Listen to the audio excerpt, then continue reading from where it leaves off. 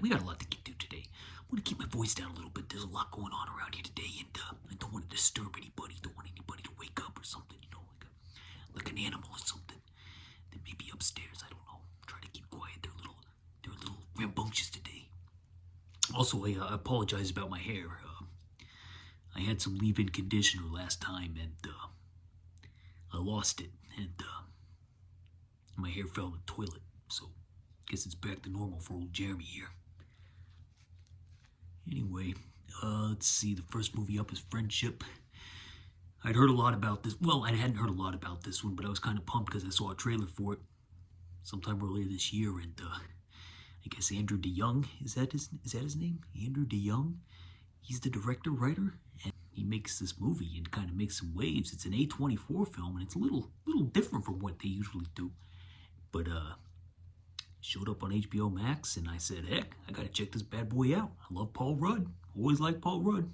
He's doing his Anchorman bit, kind of in this one, where he's kind of got the doing all right, partner, type of, that type of thing, like Mr. Cool, But I loved it.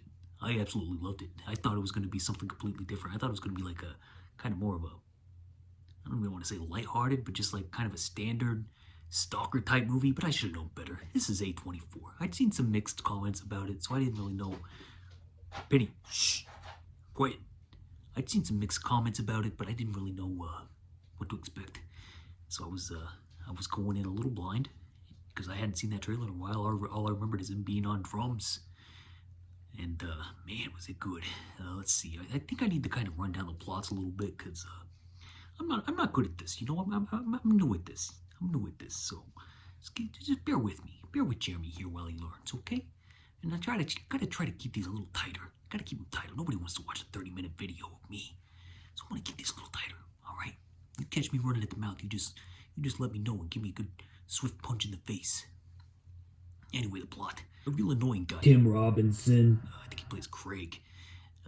He's got a wife who doesn't really care for him. He's got a son who kind of likes him, but he's a lonely guy. He's a real lonely guy. He's getting ready to move out of his house, and then he gets a package at his door that belongs to the neighbor. So he's got the new neighbor. So he's got to go bring the package to the new neighbor, and immediately he's stricken by the charismatic nature of this new neighbor played by Paul Rudd, and they develop this friendship, and this he's kind of infatuated with him, but not really obsessed. He just kind of likes him a lot, it's kind of not too crazy. So he just kind of follows him around, and Paul Rudd seems to like him and takes him on adventures and shows him the waves, and then eventually things go south, as they normally do in these types of films. So I guess the best I could compare it to would be like The Cable Guy. The Cable Guy with Jim Carrey? I think I saw that movie twice in the theater. And it's like Albert Brooks meets Bobcat Goldthwait. It's a really even darker version of The Cable Guy, if you can believe that. But hilarious. I loved it. It's like cringe comedy masterpiece is what I would call it. Some scenes are so hard to watch. It's unbelievable. It's actually like a litmus test for how much you can take, how much cringe. Some people are going to leave. They're going to walk out of this in the first 20, 25, 30 minutes. They'll be like, this guy sucks. I don't want to watch a whole movie with this guy. This is stupid. I'm turning this off. And I'm going to be honest. I started to dislike the character so much, I was thinking about taking a break from it because he was so overwhelming in the middle. But once you get past that little speed bump, no pun intended, once you get past that little speed bump, man, does it zoom. Some hilarious stuff. I'll tell you. It's not going to do me any good to describe the hilariousness. You just got to watch it. But I can tell you is that Andrew DeYoung, he's got his finger on something. I don't know what it is, but he's got it on something. He is one to look out for. He's like Albert Brooks meets Bobcat Goldthwait. He's got a talent for casting the right faces for the right scene. And my God, he's like, how like John Hughes movies? He just has he populates it with these like minor characters, but they're memorable. And that's exactly what this guy does. And it's more like their faces that are memorable. Like the drug dealer guy that works at the cell phone store. That guy was great. He was hilarious. Good casting. Looks great. Great soundtrack. This guy's got the stuff. I give it 4 thumbs up. Friendship, 4 thumbs up. Highly recommended. Not everyone's gonna like it. I can tell you that much right now. I can tell you that much. On another viewing, I may bump it up a notch, or it may go down a notch. But that's the fun thing about second viewings. But I also feel like I got an unofficial start to horror movie month. This thing, I wasn't expecting horror, but man, it is so. The cringe scenes are so horrific. Could qualify as a horror film. Anyway, on to the next one. Let's see, it's 2000. I think I was looking for 2005. I tell you what I do. I like to peruse my local paper from certain years. Oh, Penny flew over there. I don't know if you saw her, but I'd like to peruse my local paper for certain years. So this week I was on 2005. I picked out Just Like Heaven. Never seen it before. Reese Witherspoon, Mark Ruffalo. I gotta pick something. Gotta choose something. That's the rule. Gotta choose something out of the paper from 2005. That's the rule that I came up with. Because of my brain. So I chose Just Like Heaven. Seemed like a decent choice. And, well, it's about this, let's see, this gal, overworked gal, working at a hospital. The opening scene shows how good she is at a job. And she gets into a crash on her way to a blind date. And Mark Ruffalo, he plays this kind of lonely guy who just lost his wife. She died. And he kind of rents this new apartment because, you know, the tenant who lives there, she's in a coma and she may not make it. So actually, he moves in and then he starts getting these visions. And I was confused at first because I didn't know the plot of the movie, but she shows up dressed real nice, and she starts talking to him. He's the only one that can see her, so he's talking to a ghost type of character. They really hit it off. They start hitting it off, and that's basically the movie spins off from there. You know, that's the premise. Mark Ruffalo in the dead girl's apartment, talking to the dead girl, and they hit it off, and he's got to figure out how to get her back to life. It's like a whimsical fairy tale type of deal with some death involved. Yeah, okay. Good soundtrack. In the first 10 minutes, I think I heard Just Like Heaven, which I think is that a Cure song? Is it a Cure? It was sung by a girl, but I think it's a Cure song. I'm pretty sure, because the Cure sings it at the end credits. That's probably the real version. Let's see, Lust for Life I heard. You know that song was written on a ukulele by David Bowie and Iggy Pop? Bet you didn't know that. Let the Good Times Roll by the Cars. I'd sing it, but I'm trying to be quiet. Let the good times roll. Let them roll. Let them leave you up in the air. Let them brush the rock and roll. Let the good times roll. Oh. Rock and roll hair. I wish I had some of that. Fell in the toilet. Maybe I get some more someday. Maybe get a different hairstyle. Let me know in the comments. Ghost meets Beetlejuice meets the first part of Barbarian. Remember that? They've written out the bed and breakfast to the same person. It's kind of the same situation at first. Barbarian, I think, was inspired by this film. Just Like Heaven, this whimsical romantic comedy inspired the movie Barbarian 20 years later. Donald Logue, is that his name? He is in Zodiac as well with Mark Ruffalo. I'm guessing Mark recommended him for Zodiac because they had such good chemistry in this one. Penny, can you please stop that? Thank you. They had good chemistry in this one, so they probably recommended him. Why is the soundtrack so good? I mean, it just kept going and it kept getting hit with more songs that I love. It's like my playlist or something. Why is it so? Am I old? Am I old? I'm hip. I'm hip, buddy. I'm hip. Buddy, you don't look hip. No, I'm hip. I like new stuff. Somber, you know. Billie Eilish, Taylor Swift. I'm into it. David.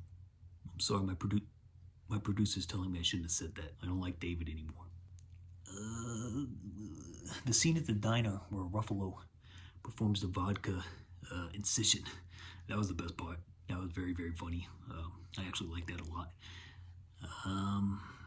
Weird cheap processing shots. Like, they go out on the roof and there's like these weird digital fake New York skyline, and then when they're driving, there's like fake driving behind them. It's weird. I don't know what stylistic choice the director was going for, but it did not work for me at all. It took me out of the movie.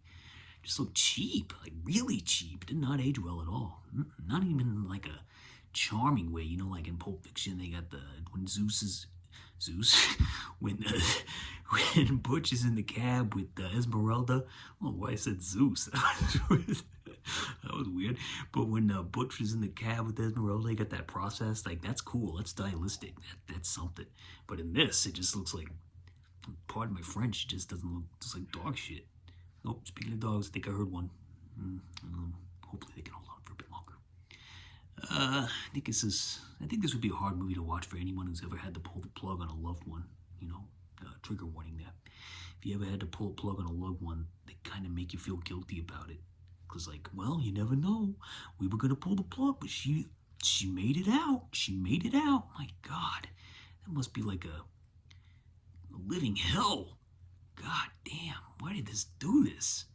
I felt for those people. The old empathy kicked in. I'm like, man, this ain't good for them. So, in the end, I give it 2.5 thumbs up. Oh, Jesus. That's close to 2. But it's got an extra half a thumb, so we're in the clear. Ebert. Yeah, my producer's telling me we're in the clear. We can do 2.5 thumbs up now. Ebert and Siskel and Dick Roper are not gonna come after old Jeremy for that one. 2.5 thumbs up. You can do. And our final film. If you remember my last video when I had luscious locks in honor of Bobby Redford, I guess I was informed by my mother, Janice. She said I missed a couple. And she told me there was one called "This Property is Condemned" with Charles Bronson. I'm like, what? Bobby Redford and Charlie Bronson in the same movie together?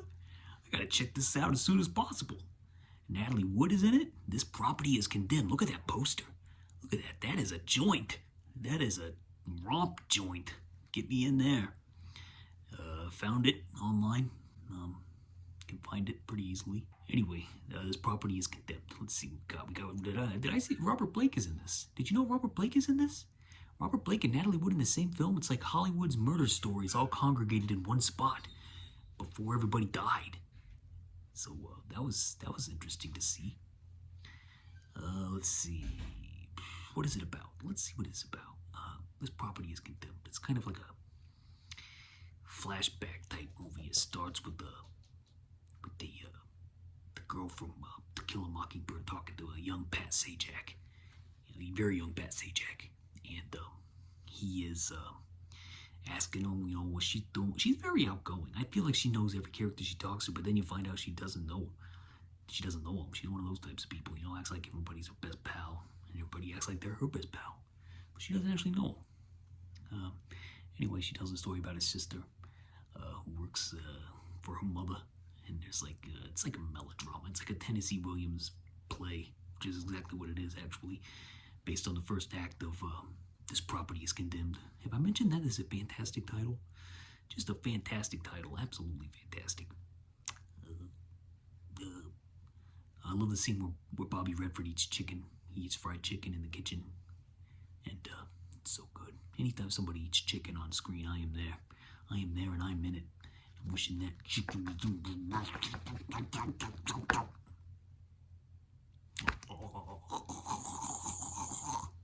I scratch my eye. Oh. Bobby says something real nasty without saying anything real nasty. This is where the Francis Ford Coppola. He co-wrote it, by the way. Directed by Cindy Pollock. Did I mention that? It's before they shoot horses, don't they? And this is some great writing because he insists something. Bobby says something real nasty to Natalie Wood without saying anything real nasty. I was impressed with the writing on that scene. I'm not going to tell you what he says, but she's offended, gives him a good slap in the face, and he deserves it. Although you should never hit anybody, no matter what they say. Nobody should be hitting each other. Everybody needs to love each other. Love each other. Jeremy loves you. Love each other like Jeremy. What else? The ice cream assault. There's an ice cream assault in this that is very similar to Witness, and I'm curious if they got the idea from that. Bobby Redford, he's so cool. He stands up to the bullies. He's one of those guys, just nothing bothers him. He's so chill, so laid back, and when the bullies start coming after him, he rubs the ice cream all over their face, And it doesn't faze him one bit. He just walks along like nothing happened, and they just sit there looking at him like, did that just happen? Did this gorgeous man just rub ice cream all over my face? Yeah, he did.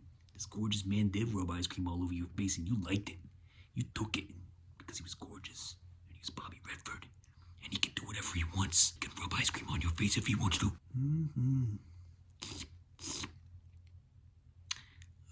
What else we got here? Let me look at my notes. Plays like a play. Long talking scenes in the same setting, and then it moves on to the next one. Just a melodrama. It's like a classic melodrama where somebody coughs early on, and then that somebody ends up dying. You know, one of those type of deals.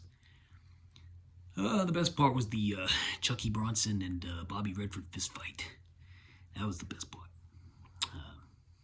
Didn't like the characters, gotta tell you. Didn't like any of the characters. So that took it down quite a few notches for me. I love the atmosphere. I love the summer setting, the hot Tennessee Williams, Tennessee, I guess, setting, because, you know, all his movies and plays take place in Tennessee because his name is Tennessee and he likes to honor his origins. And it was all right.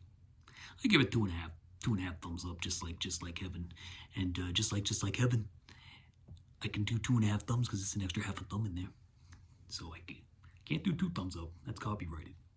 2.5 though. Good to go. And that does it. That does it for this week's film so far. Got them in there. Not a lot of distractions. Get my voice down a little bit because there's people here and I don't want to wake them up. Okay, I don't want to wake them up. I'm trying to be real polite. And if this is giving you tingles, let me know in the comments, and I might try an ASMR video next time. Okay, just let me know in the comments. All right. Jeremy spoken. Godspeed, peace, and love.